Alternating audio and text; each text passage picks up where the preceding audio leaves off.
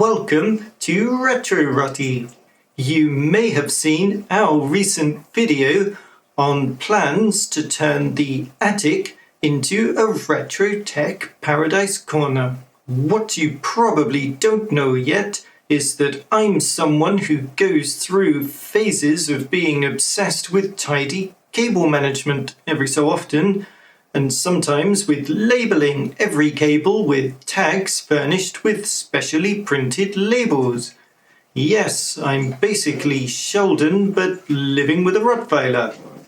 And if I come to finally have a rather smart-looking, purposefully designed retro tech space populated by beautiful retro tech machines, I'm quite sure I won't want the view spoiled by a messy spaghetti approach to cabling.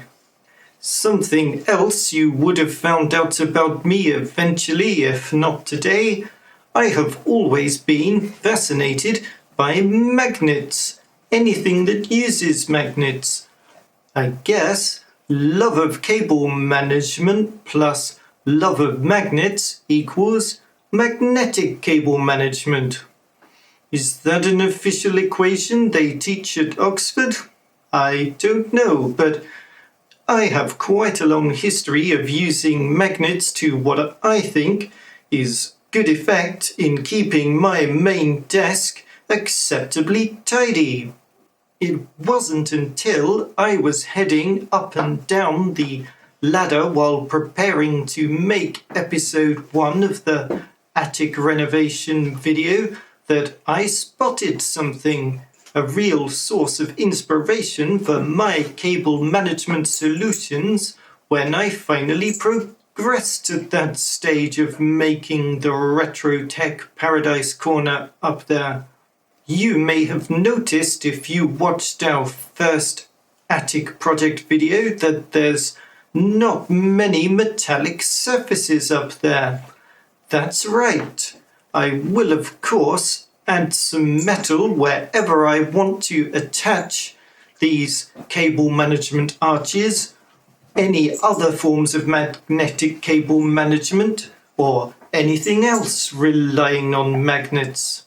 Yes, this simple aluminium door handle I added to this attic trapdoor some years ago immediately reminded me of the magnetic cable arch product I've occasionally seen featured on Linus Tech Tips, and I thought, order a few more of these door handles, adjust them slightly. We'll head down to the workbench in the shed for that in a minute, so that they can be joined onto some of my favourite magnets I already have. They're already arch-shaped and strong.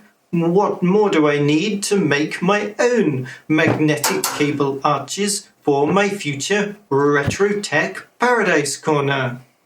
But today is really about cable management, not all my hundreds of other ideas for the retro tech paradise corner. Unlike the desk in the other room, which came with heavy-duty steel legs and supporting frame, the one in the attic room is really a large dining table, if I recall, and almost entirely wooden.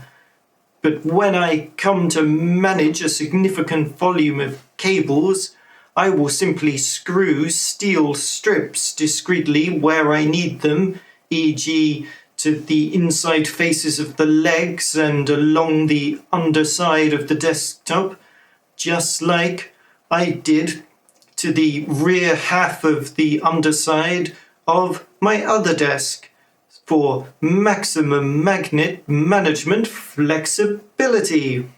I'm also thinking of installing a kind of picture rail horizontally around the attic space, not far below the ceiling, made of steel, so magnets can be used to attach cables or anything that needs to run neatly around the perimeter at or above head height. I suppose I could even add some small steel plates to the baseboards at intervals every so often for the same reason. It might be very useful to route temporary cables for an involved filming or streaming session one day around the perimeter of the room using magnetic, temporary, easily movable fixings. The project of renovating the attic room into a retro tech paradise corner will continue over a number of weeks, possibly months, and I hope that will be with help and suggestions from the Retro Rottie community. I really look forward to all of your comments and suggestions. Remember, as always, Retro Rottie is all about the we, not just me. And, as I often say, Retro Rottie needs you. I hope you stay nice and well until we catch up again, same time, same place. In the meantime, I have a Rottweiler princess, as you may know, who by now is probably long overdue for some walkies and a good Rottie tummy tickle. So, for now, it's a goodbye from me.